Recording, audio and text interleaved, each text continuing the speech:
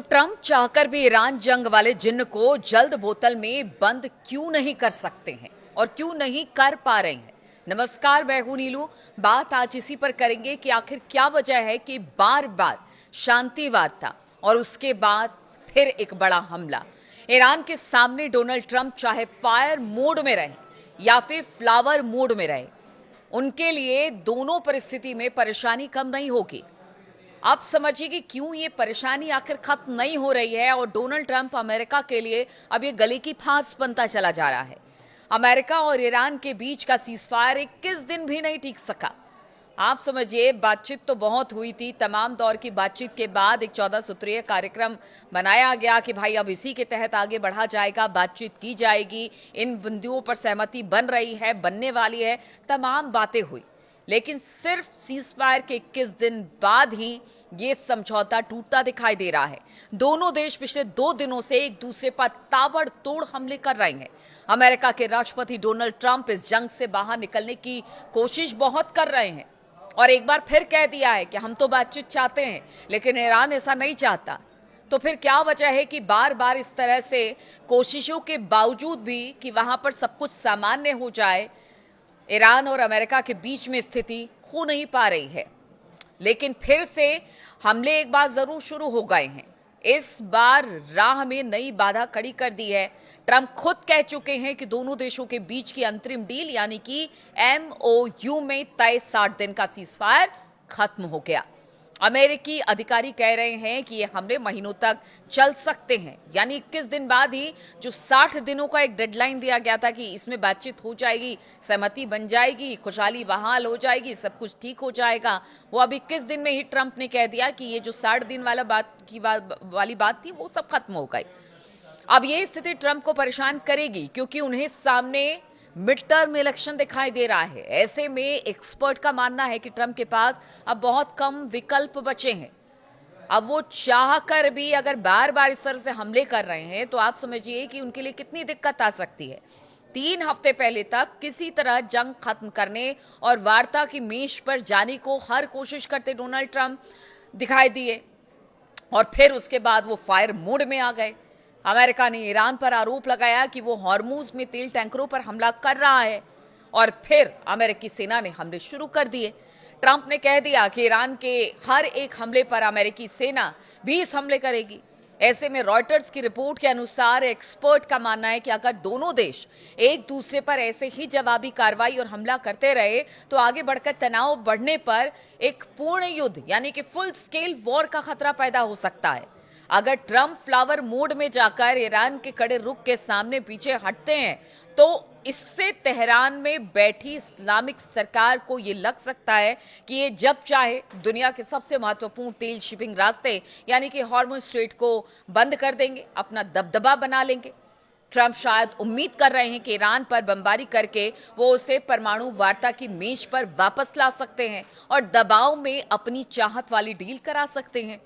Iran के परमाणु कार्यक्रम को खत्म करने को ट्रंप ने अपनी जंग का अपना एक मुख्य मकसद बना लिया है और वो बार बार कहते रहे हैं कि अपने परमाणु कार्यक्रम को बंद कीजिए वरना तो इसी तरह से हमले होते रहेंगे। और उन्होंने देखिए जो एक 14 पॉइंट्स रखे गए थे जिस पर सहमति बनी थी अमेरिका ईरान की, उसमें कहा गया था कि बाकी बातें जो हैं, जैसे ईरान के जो पैसे अलग अलग देशों में फ्रीज है उनको खोलने की बात हो या ईरानी तेल आयात निर्यात करने की बात हो, उसको लेकर एक तरह से सहमति बनती दिखाई दे रही थी। लेकिन परमाणु समझौते को लेकर कहा गया था इसके लिए 60 दिन का वक्त दीजिए, बातचीत होगी, फिर देखा जाएगा क्या होगा। फिर अपनी तरीके से बहुत सारी बातें ट्रंप ने कही थी।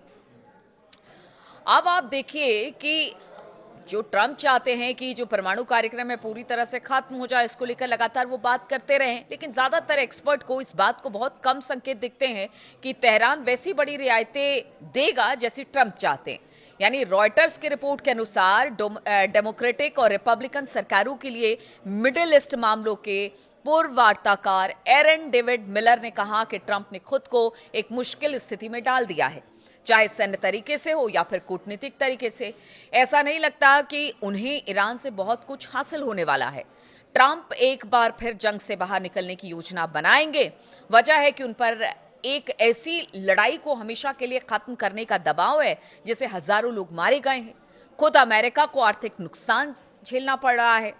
वहां पर तेल और गैस की महंगाई चरम पर पहुंच गई है और नवंबर में होने वाले अमेरिकी मध्यावधि चुनाव यानी मिड टर्म चुनाव से कुछ महीने पहले ही उनकी अप्रूवल रेटिंग भी गिर गई है। 23 जून के रॉयटर्स इप्सॉस पोल से पता चला कि जो ट्रंप की रेटिंग है वो गिरकर अब 34% हो गई है, जो उनके दूसरे कार्यकाल के सबसे निचले स्तर पर पहुंच चुकी है।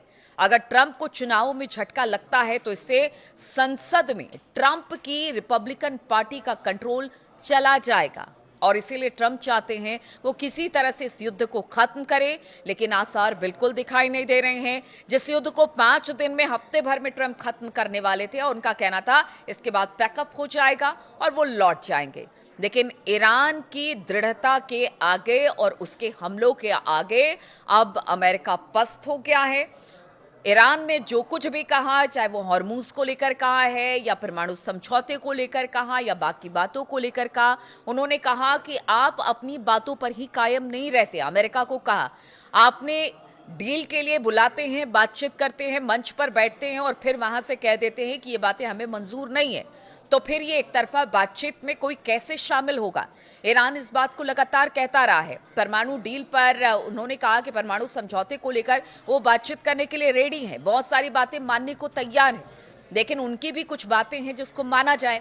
स्ट्रेट ऑफ हॉर्मूज इस वक्त जंग का मैदान इसलिए बना हुआ है क्योंकि यहां से ईरान अपना वर्चस्व खोना नहीं चाहता।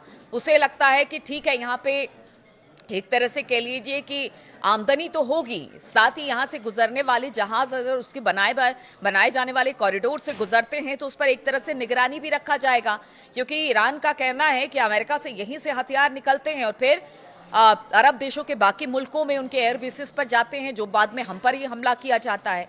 तो कई कारण हैं जिसको लेकर ईरान जो है वो बिल्कुल निगोशिएट करने के मूड में दिखाई नहीं दे रहा है।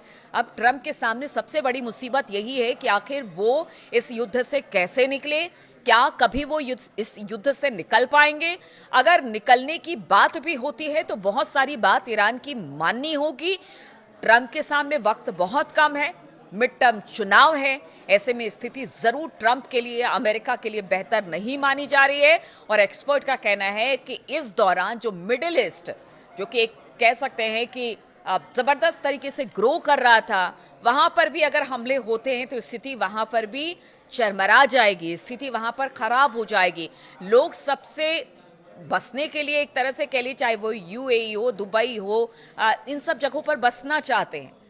और अब अगर इसी तरह के हमले वहां पर होते हैं, इसी तरह से दिक्कत आने वाले समय में होती है, ईरान और अमेरिका के बीच में ये लड़ाई चढ़ती है, तो पूरा मिडिल ईस्ट इसकी भेंट चढ़ने वाला है, तो फिर स्थिति तो खराब होगी ही। इसलिए ट्रंप अब क्या करे समझ में नहीं आ रहा है। ईरान पीछे हटने को तैयार नहीं है। एक हमला अमेरिका की तरफ से होता है तो 2 हमले ईरान की तरफ से कर दिए जाते हैं। तो ऐसे में अब सॉल्यूशन क्या निकालेंगे ट्रंप के सामने बहुत बड़ी चुनौती है। मिड टर्म चुनाव है और दूसरी तरफ उनकी साख है, अमेरिका की साख है। अब इस बीच ईरान को कैसे मनाया जाएगा, ये जो पूरा एक पेंडोरा बॉक्स खोला है ना ट्रंप ने, उसको कैसे उस रायते को समेटेंगे ना, ये सबसे बड़ा सवाल आज के समय में यही बना हुआ है। बहुत बहुत शुक्रिया मेरे साथ इस वीडियो में शामिल होने के लिए। आपके कमेंट का इंतजार रहेगा। फिलहाल बहुत बहुत शुक्रिया आपका।